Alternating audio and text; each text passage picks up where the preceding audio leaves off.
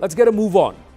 The Congress party has moved the Honorable Supreme Court to oppose the petitions challenging the provisions of the Places of Worship Special Provisions Act 1991. The Congress has reportedly moved an intervention application in the public interest litigation or PIL filed by BJP leader and lawyer Ashwini Kumar Upadhyay against the constitutional validity of the act. Now, with this, the Congress has also joined other parties, including Asaduddin Owaisi's AIMIM, in moving the Supreme Court to seek continuation of the act. Now, in its petition, the Congress clarified that the law is necessary to protect the secular nature of the Indian society and warned that changes could endanger the communal harmony of the nation, stating that the Places of Worship Act is essential for communal harmony and cordial relations amongst all communities in the country. The Congress has alleged that Ashwini Upadhyay's plea has been filed with oblique and questionable moves.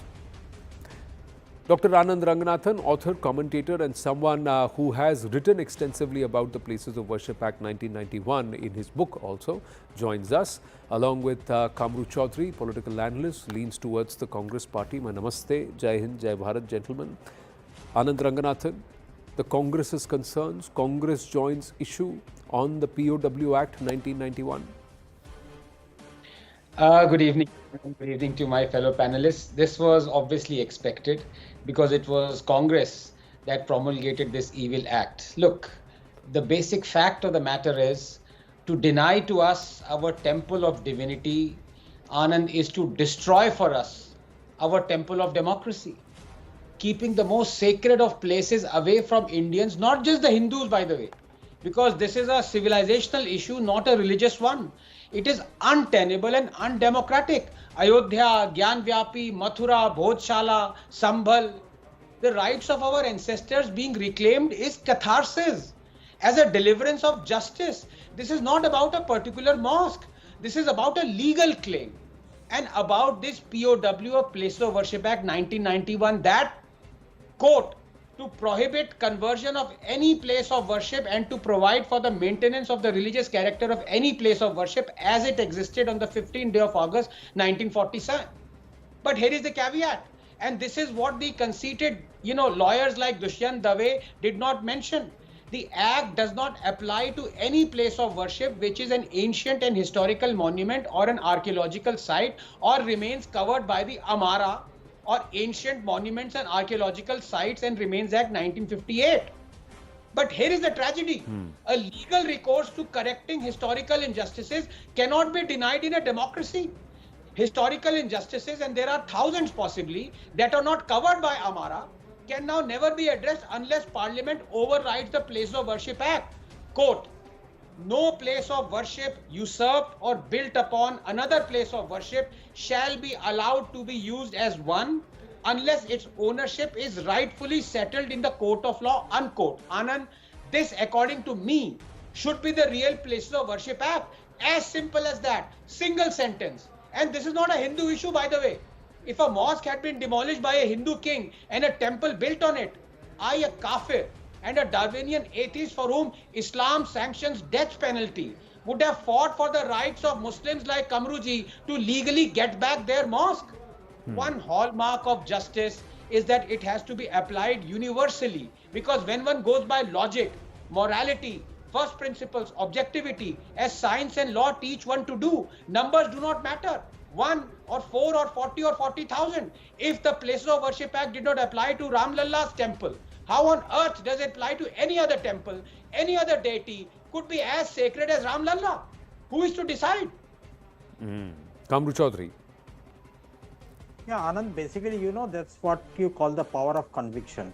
When we brought the law, rather the Congress party in 1991, it was convinced that such an act is very important because 30 years down the line, people like Anand Ranganathan will try to bring out centuries-old disputes in our ancient history or medieval history and try to bring it and correct the historical injustices in 2024, which will bring further divisions within the society.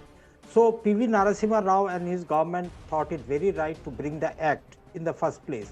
And why this Places of Worship Act reflects the constitutional values of justice, equality and fraternity by ensuring that religious disputes do not threaten the nation's social fabric. It emphasizes forward-looking governance, focusing on development and unity rather than divisive historical conflicts. And why I say this, you see, like at present, the India as a nation got its independence in 1947.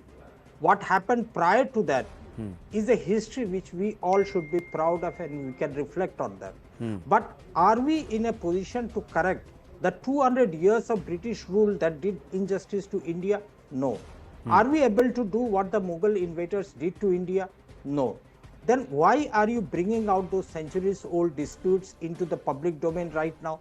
Are you going to say that the 15% or the 20% of India's minority Muslim population are not an Indian citizen that you can snatch away by majoritarian or by influencing the courts by hook or by crook, or bringing out the loopholes within the law, like Mr. Anandji just now mentioned about the Archaeological Act out here?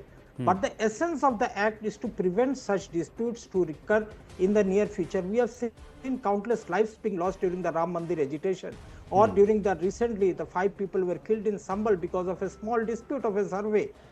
Now you see how these type of issues are boiling in the country.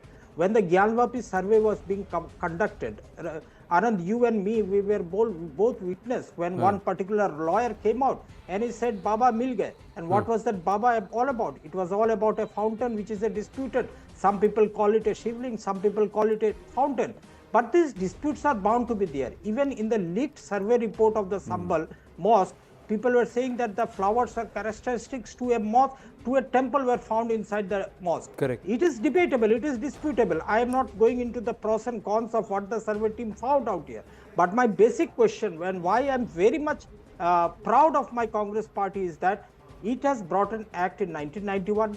30 years down the line, we are still standing up for the fraternity, equality and religious freedom within the country by supporting this act, but not by denouncing that act. Kamruji, may I make two observations, or Sure, one sure, observation sure. and one question. One is, sir, the Sambhal Harihar temple and Gyanvapi both come under the ASI. So they are heritage monuments which do not fall under the ambit of the Places of Worship Act 1991. That's this one observation. But despite that, look what happened and who came out with sticks and stones. So is respect for faith, religious freedom only a one-way street? What about Hindu astha? That doesn't matter.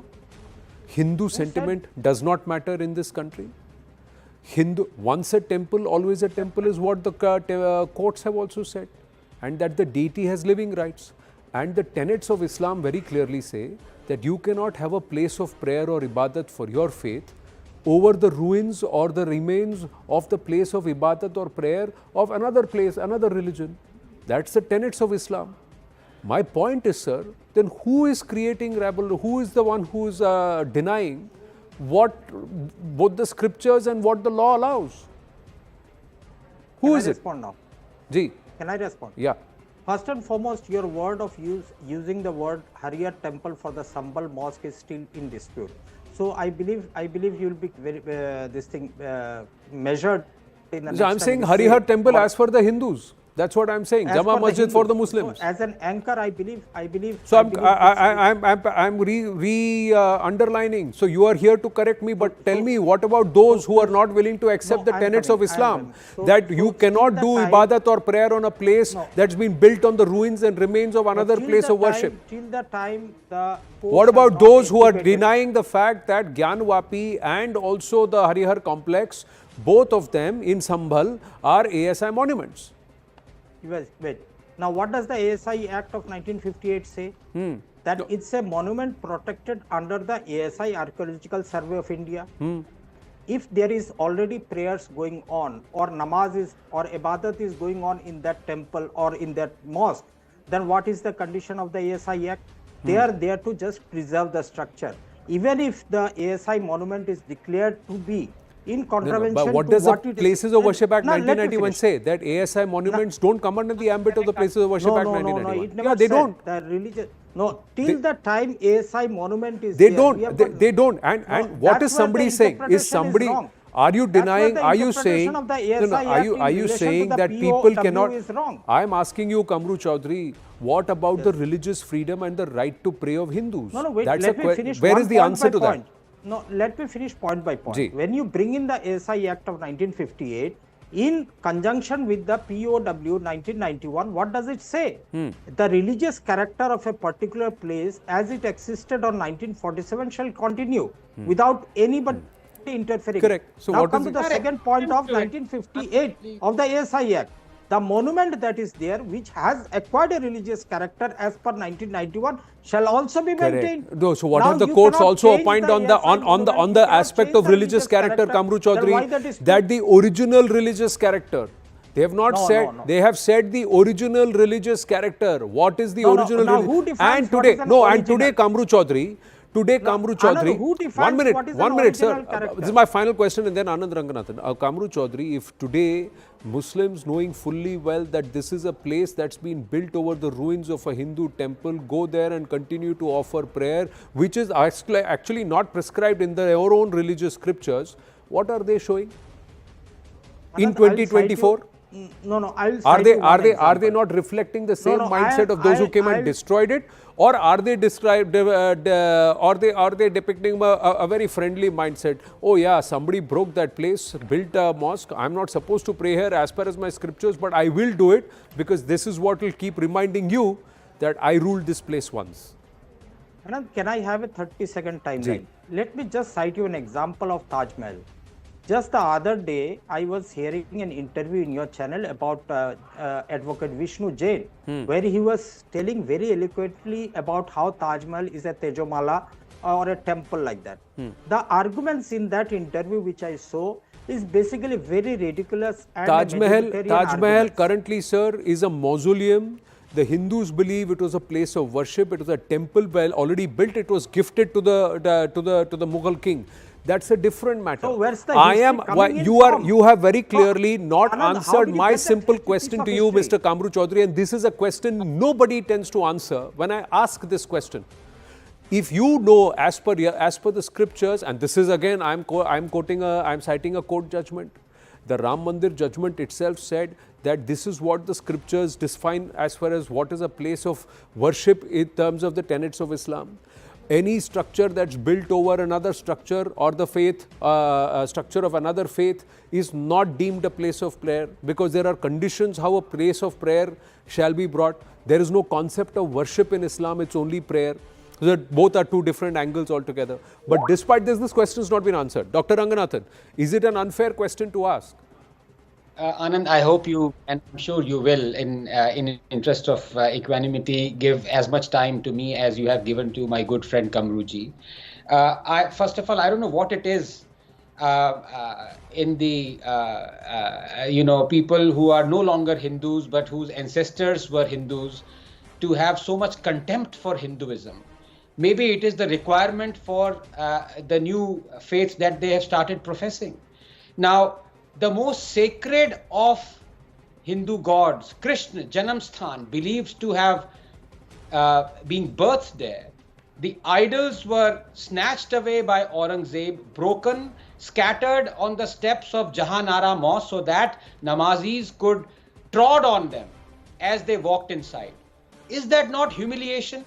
What kind of fraternity is Kamru talking of when a billion of his so-called brothers are facing this daily humiliation? I'll tell you what kind of fraternity.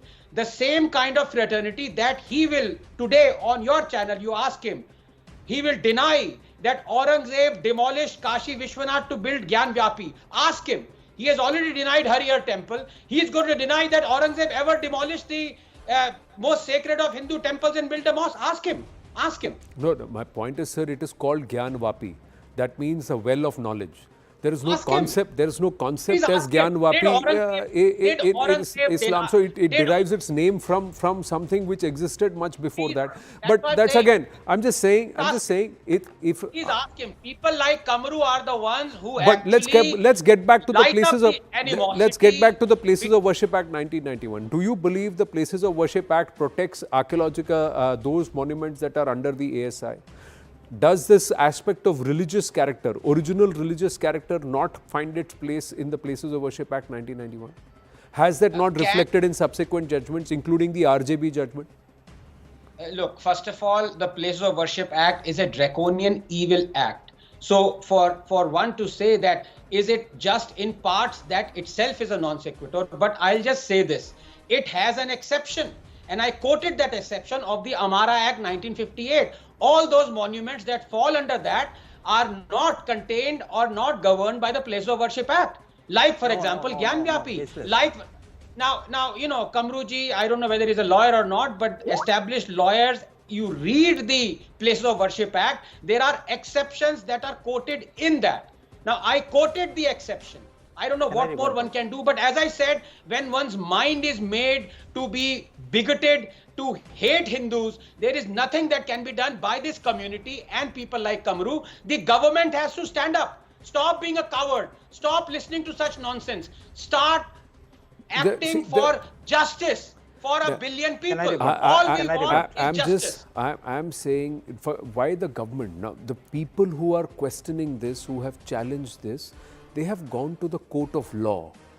If getting a court order and then getting something done legally is going to be met with sticks and stones and threats of riot and communal disharmony, Kamru Chaudhary, then who's the one who's denying secularism? Who's the one who's denying Hindus their rights despite getting orders from courts? Who's the one who's turning around and saying, this may not be the right place for, or this may have been demolished in the past, but I'm not going to give back what was originally yours?